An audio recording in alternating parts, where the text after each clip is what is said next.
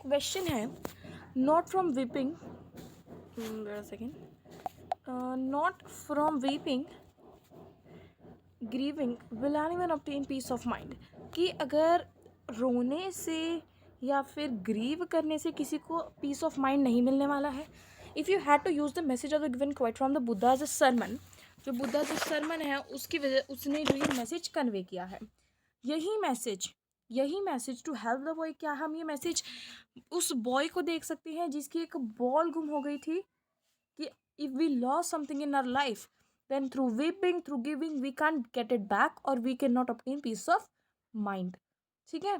तो if we convey this message to the boy, cope with the loss of his ball and what it signifies, so what is signified the ball poem हमारी poem है जो हमारी, what would you include in your advice, इस चीज़ में आप कौन सी advice और include करना चाहेंगे instead of taking advice from Buddha. Also evaluate why it might be difficult for him to understand the notion मतलब होता है फीलिंग. तो उस बॉय के लिए ये नोशन अंडरस्टैंड करना कि through weeping and grieving we can't anything back, why it is difficult for him. तो देखिए,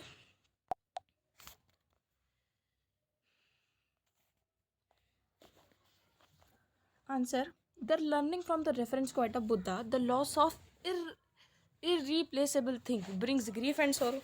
irreplaceable thing मतलब we can't replace it, है ना. तो क्या है ये, उसके लिए sorrow लेकर आएगा, है ना. learning to stay calm and understanding the perishable mortal nature of things help in life normally and forget and loss. ठीक है. और ये चीज़ उस बच्चे को ये चीज़ बताएगा कि उस लॉस को भूल जाना चाहिए एंड अपनी नॉर्मल जो लाइफ है वही जीनी चाहिए.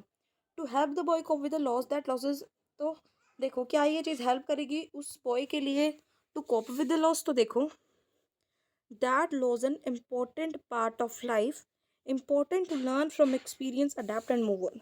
तो ये जो है ना, ये बहुत ज़्यादा इम्पोर्टेंट है उस बॉय के लिए, इस लेसन को समझना, इस लॉस को समझना. और वो कैसे समझेगा, अगर उसे एक्सपीरियंस होगा इस चीज़ का. अडेप्ट करना, जो हुआ है उसे अडेप्ट करो और मूव ऑन करो, ये चीज़ मैटर करती है. Then difficult for the boy to understand the notion, क्या ये चीज़ है कि it is difficult for the boy to know. Yes, because the boy is too young to understand the depth of these word. ये word की through weeping, through grieving we can't get the loss back and we can't obtain the peace of mind. This is really very difficult for the boy because he was a young boy. ठीक है. It is, वो इतने depth word को कैसे समझेगा. Is alone, एक पहली बात तो वो अलोन है, लॉस अभी उसने देखा है और कोई एक्सप्लेन भी नहीं उसे ये चीज़ कर सकता है. ठीक है. और इनफैक्ट जो चाहे जो भी है वो एक्सपीरियंस तो ले ही लाना, इस पेन को ले ही रहा है. ठीक है. तो इस चीज़ को समझने के लिए the boy require time to cope, उससे टाइम लगेगा. Easy to feel dishearten at this, और उस एज में ऐसा फील करना, डिसहार्टेंड फील करना बहुत ज़्यादा ईजी है. बट उस चीज़ को कैसे हम वार्म अप करें, कैसे हम मूव ऑन करें, this is difficult for him. ठीक है. नेक्स्ट है, has given my heart a change of mood and saved my some part of a day I rued. तो ये हमारे पास डस्ट ऑफ स्नो जो है हमारा चैप्टर पोएम, उसमें से है. तो ये यहाँ पे क्या कह रहे हैं कि हैज़ गिवन माई हार्ट, जब उसने डस्ट ऑफ स्नो उसके ऊपर गिरी तो उसके हार्ट के अंदर एक चेंज का, मूड का चेंज आया, और जो दिन उसने सारा ख़राब कर देता और आधा दिन जो मेरा ख़राब जाने वाला था वो बच गया. तो देखो, of what change does the poet mention, किसका चेंज मेंशन करा. देखो कितना आसान है, चेंज ऑफ मूड, मूड के अंदर ही चेंज आ रहा है. Whose part of the day has been saved, किसका पार्ट का डे सेव हुआ है, पोइट के पार्ट का. ठीक है. पोइट के जो डे है, जो पोइट का दिन गंदा जाने वाला था वो अच्छा जाएगा. ठीक है. नेक्स्ट है, what is the rhyming scheme of the stanza. तो देखिए राइमिंग स्कीम क्या है.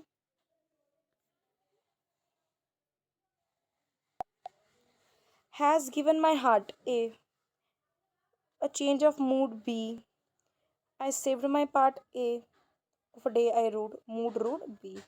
तो देखो इसकी ए बी है, एक बार मैं आपको समझा भी देती हूँ.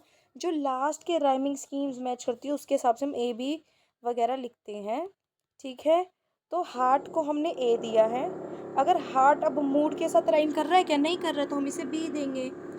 अब हार्ट जो है वो पार्ट के साथ राइम कर रहा है तो ए दे देंगे। क्या मूड के साथ कर रहा है, नहीं तो हम बी नहीं दे सकते। ऐसे ही जो मूड जो है वो रूट के साथ मैच करे तो बी देंगे, तो ए बी। तो राइमिंग स्कीम जो है वो है A B which is fourth is the answer. Next है who is the poet of the poem. इस पोएम का जो पोइट है वो है हमारे पास Robert Frost, the dust of snow. याद रखना है this dust of snow and fire and ice, ये दोनों पोएम ही रॉबर्ट फ्रॉस्ट जी ने लिखी है। नेक्स्ट हमारे पास 6 मार्क्स क्वेश्चन है। Fiction writers prefer creating grey characters rather than black and white. जो फिक्शन राइटर्स होते हैं वो ग्रे कैरेक्टर ज़्यादा पसंद करते हैं लिखना, ब्लैक और वाइट नहीं चुनते हैं। इस चीज़ को एनालाइज करना है with the reference to the thief story. The thief story में जो करेक्टर्स आए हैं, थीव स्टोरी के अंदर वो हरी सिंह, अनिल सिंह, ये सब है, इन्हें वो फ्रिक्शन यानी ग्रे करेक्टर्स बोल रहे हैं। वाइट एंड ब्लैक का क्या हिसाब है वो देखें। इंट्रोडक्शन क्या है, both characters in the thief story are neither completely black. देखो वो ना ही कम्प्लीटली ब्लैक है, ब्लैक मतलब है नेगेटिव, ना ही वो कम्प्लीटली नेगेटिव है और ना ही वो कम्प्लीटली वाइट है यानी कि आइडियल है, सही है, क्योंकि both have redeeming qualities. Redeeming quality मतलब as well as those that need improvement. हर किसी की क्वालिटी के अंदर कुछ ना कुछ इम्प्रूवमेंट है। आइडियल क्या होता है, वाइट हम बोल सकते हैं, वाइट जो पूरा एकदम परफेक्ट है, परफेक्ट तो कोई नहीं होता ना, इसलिए। और नेगेटिव भी दोनों नहीं है। हरी सिंह को आप नेगेटिव बोल सकते हो but he is not that type of negative, ठीक है, he is not that type of negative. तो देखिए सबसे पहली बात तो दोनों को इम्प्रूवमेंट चाहिए। देयरफॉर द स्टोरी रिवील करती है कि बोथ जो करेक्टर हैं वो ग्रे हैं, मिक्स है, ठीक है। ग्रे का मतलब यहाँ पर ये होता है कि मिक्स है।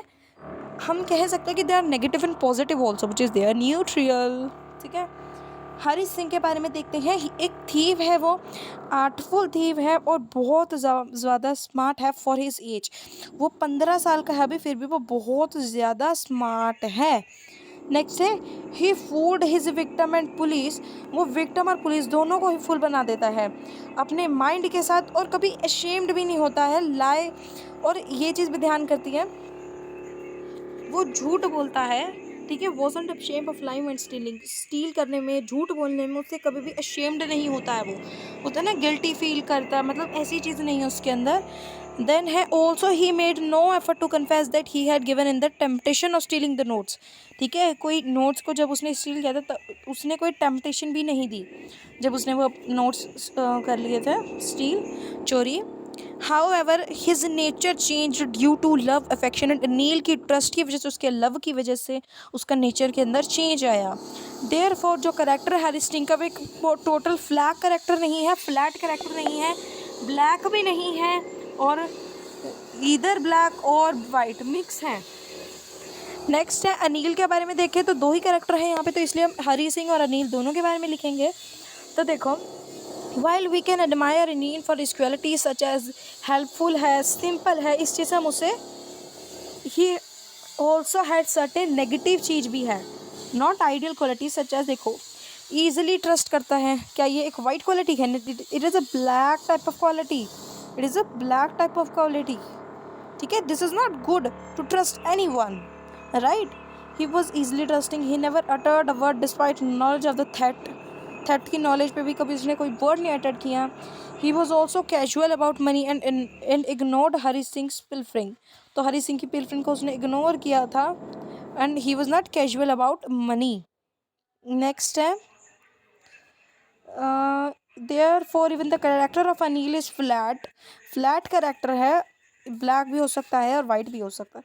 तो कंक्लूजन यहाँ पर निकला है कि ग्रे कैरेक्टर्स एक चैलेंज प्रेजेंट करते हैं रीडर जो रीड कर रहा होता है। अगर हम हर कैरेक्टर में नेगेटिविटी भर देंगे तो कौन पढ़ेगा, और हर कैरेक्टर में अच्छाई भर देंगे तो देखो ये चीज़ तो हम मान नहीं सकते कि हर कैरेक्टर में अच्छाई है, ठीक है। इसीलिए रीडर को चैलेंजिंग करने के लिए ये होता है, और ये एक अनप्रिडिक्टेबिलिटी का लगाता है। अगर हम बोलेंगे ना कि हमने एक ब्लैक करेक्टर पता है तो हमें पता है वो गलत काम ही करेगा, अगर हम वाइट करेक्टर चूज़ करेंगे तो वी नो दैट कि वो अच्छा काम ही करेगा।